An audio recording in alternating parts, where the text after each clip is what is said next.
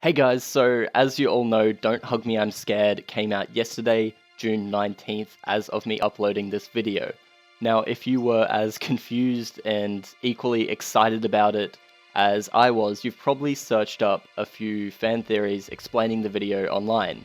Doing the same, I came across a theory by Icy Elemental on the Don't Hug Me I'm Scared subreddit, and being the theory that I find to be the most likely, I really wanted to do a reading on it for those who do not bother reading giant walls of text on the internet, so here we go. Red Guy has been having some delusions throughout the whole series, perhaps because of something like depression or schizophrenia. Now this depression is evident from the lack of enthusiasm he has for everything that is demonstrated in Don't Hug Me I'm Scared 4. Oh yeah, wow,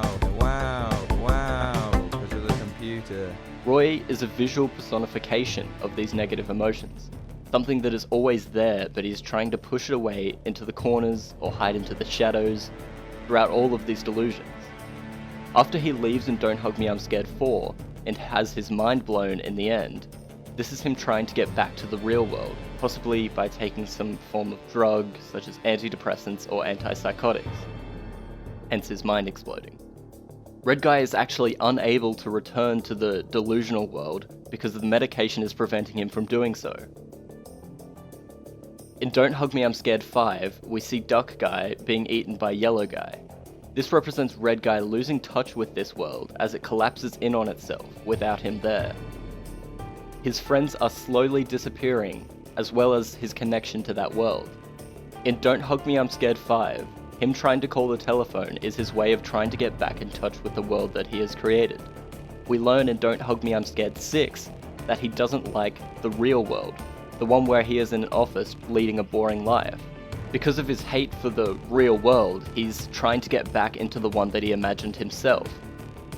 In Don't Hug Me I'm Scared 6, he goes to the bar and tries to make that world a better place by singing the song and bringing some of what he pictured in his delusions into the real world, trying to make it a brighter place.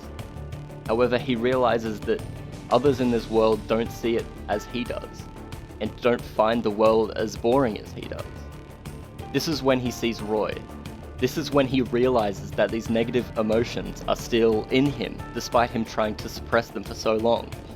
He stops taking his medication, taking him to the world with the control panel, where he can have some influence over the delusional world, but he can never fully return to it, because he's finally recognized his illness in the form of Roy, hence Roy no longer being in the shadows there.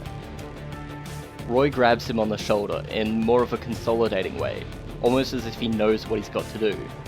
He points him over to the plug, and the plug is suicide, ending his life. Think of the term, pulling the plug. Everything so far throughout the Don't Hug Me I'm Scared franchise has occurred on June 19th. After he pulls the plug and appears in this idealistic world, where everyone is their favourite colours and the friends are reunited, the room also being brighter than in the initial scene, the calendar finally changes from June 19th to June 20th. This is to represent a new life and a new beginning. To further support this, we see the poster in Don't Hug Me I'm Scared 3, which says missing since June 19th. This is when he last lost his touch with reality, and instead choosing to live permanently in the delusional world with his friends he has created by committing suicide. Now I think this theory really holds some value.